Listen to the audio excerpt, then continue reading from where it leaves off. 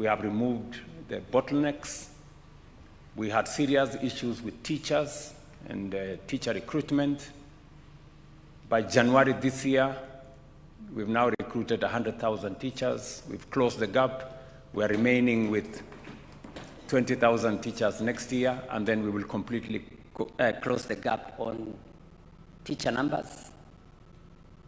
We have built an extra 23,000 classrooms to remove the gaps that were there, and we have changed our funding model. Many of you will remember, those of you who come from Nakuru, for example, or Eldoret, Egerton University could not pay salaries. Moi University was almost facing closure.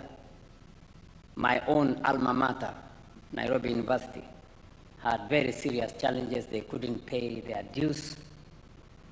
I can now confidently tell you, and you can ask any vice chancellor, we have made significant progress with a new funding model that we rolled out that is student-centered and that is determined on merit and need, not on where you come from or which university you're going to.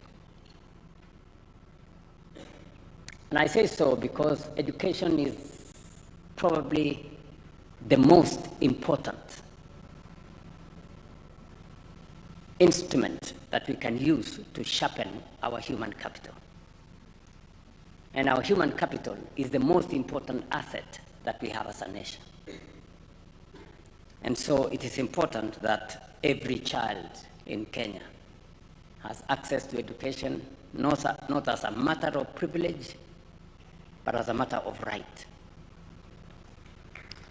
And finally, is to brief you on where we are with matters health, which is again a shared function between the national government and the county government.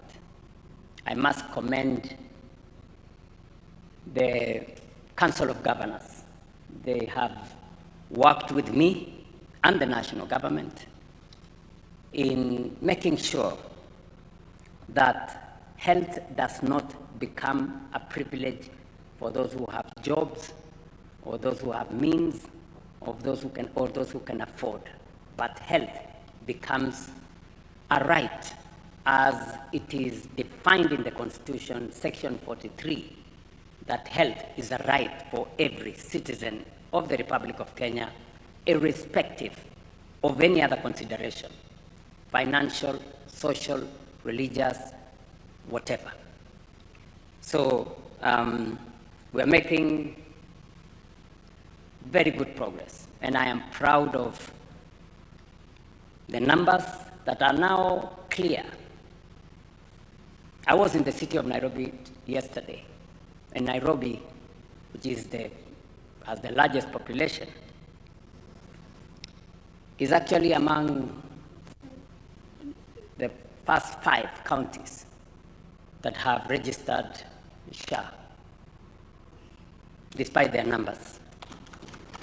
Today we have 29.3, as of yesterday, million Kenyans registered, and we have treated close to 6 million Kenyans in the last 1 year who've been to hospital. All I want to ask members of county assemblies,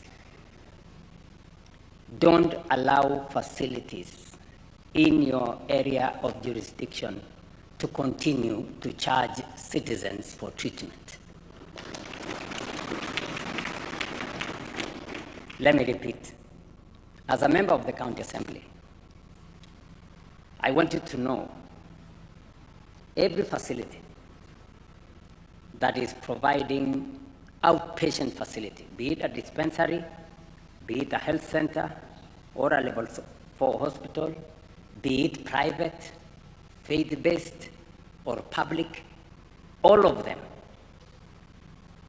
the government of Kenya pays for citizens who go to those facilities for outpatient facilities without any payment.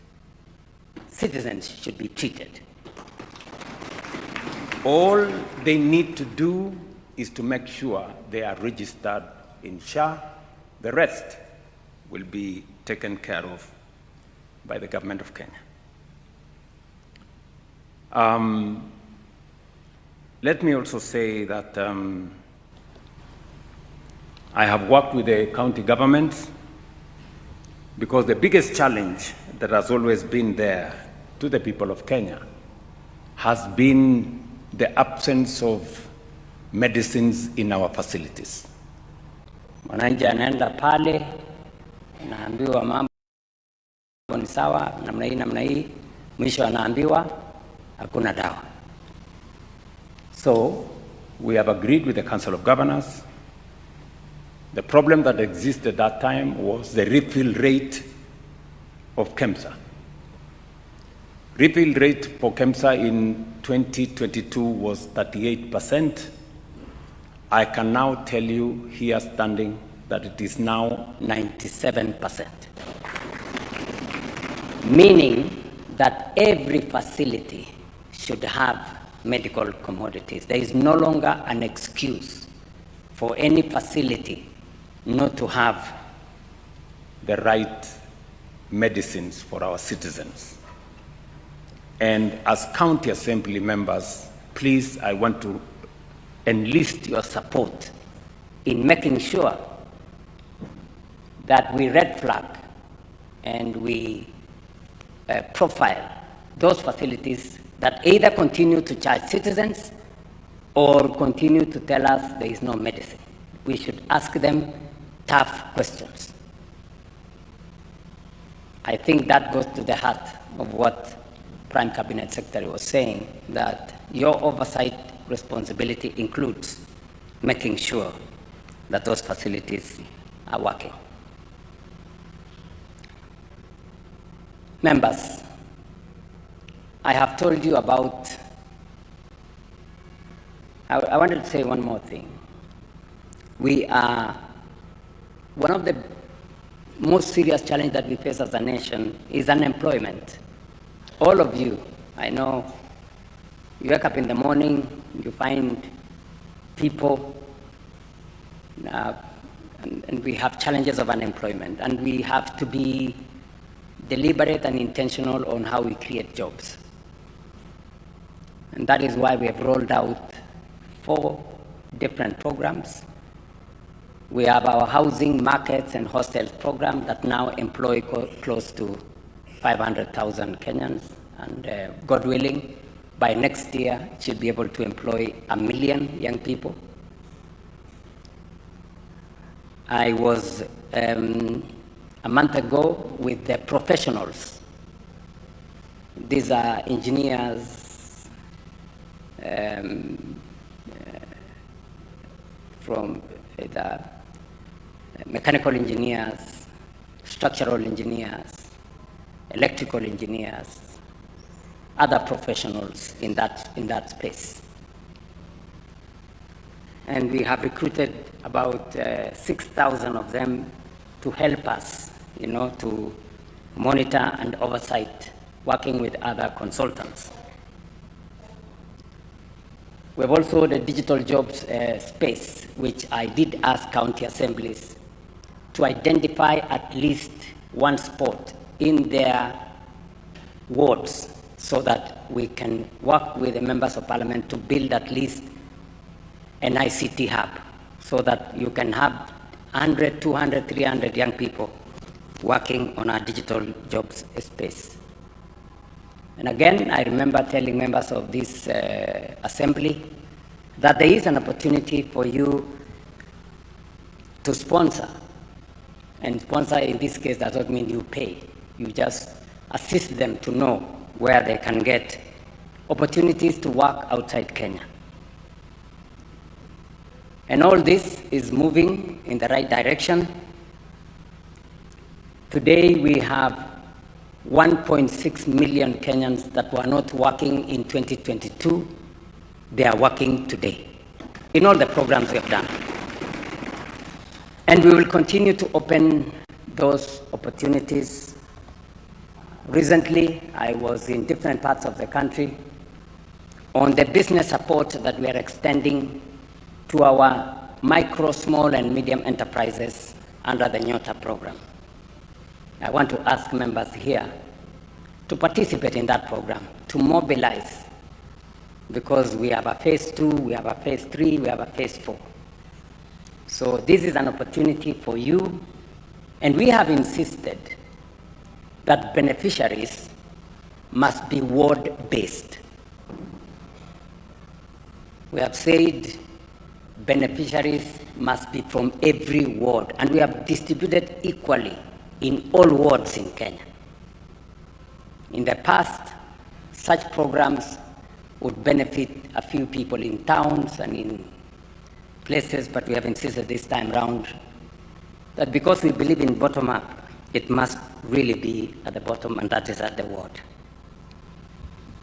So these are some of the interventions that I want to ask that you participate. As I have said, all these programs are not programs tailored for political reasons. None of the young people participating is asked whether they support what political party or what religion or all these other considerations. So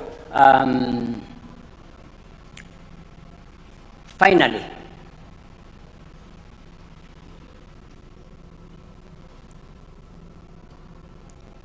we are talking about the foundation we have laid.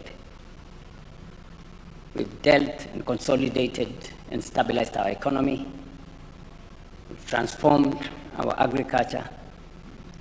We have stabilized our health. We have worked on job creation. But there is more to be done.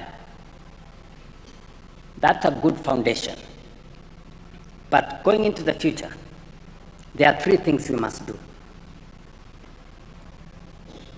Number 1, it's not enough to carry out the agriculture we are doing under rain-fed agriculture. The future, with climate change, with the limited Agricultural land under rain-fed agriculture, the future is now in water harvesting, water storage, and irrigation.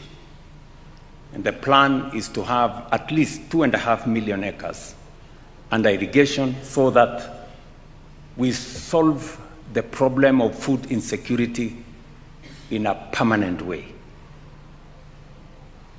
And that is why you've had me lay out the plan to build 50 mega dams in different parts of the country, another 200 large dams, and another 1,000 micro dams. It should concern you as members of county assemblies that with this rollout, where is your ward? I hope you take time to find out. The second thing that we must do as a country is to generate more electricity. I go to different parts of Kenya, and there is still the perennial problem that we have many parts of our nation that are still in darkness. We've done well. I think over the last 12 years, we have moved our electricity connection from about 2.3 million households to close to 11 million households now. We still have a deficit of about 2 million households to be able to have universal coverage of our electricity connection. But more importantly, the future is in technology. The future is in manufacturing. And energy is the engine that drives innovation, technology, and industrialization and manufacturing. I will give you an example. When I was invited by President Biden and we signed some agreements with the United States. One of the agreements we signed was on data centers between Kenya, Microsoft, and a company called G42 from the UAE. And I was very happy that finally we will have a data center in Kenya powered by our renewable energy, so the world would have its first green data center. But when it came to implementation, after we signed the agreement, I was told, Mr. President, one data center will need like 1,000 megawatts. Do you know how many megawatts we have in Kenya? 3,000. For the whole country. So one data center required, it means we will have to shut down a third of the country to have this one data center. And we wanted 5. We have an opportunity to do 5. So technology consumes a lot of energy. And that is why if we are going to go into the future, if we are going to be competitive, and we have no choice, otherwise we'll be left behind, we have to generate a minimum of 10,000 megawatts in the next 7 years.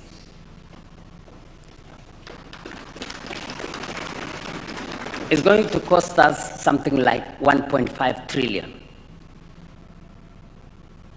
Mnanielewa?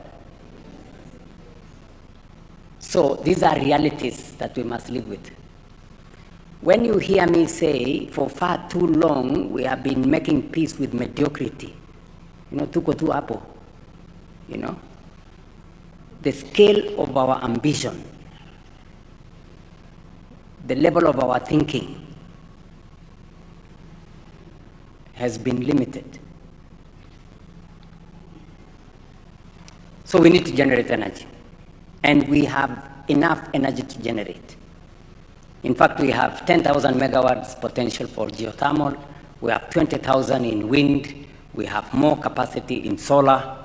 And we have so many other, including nuclear. So we must take it in that direction. And finally,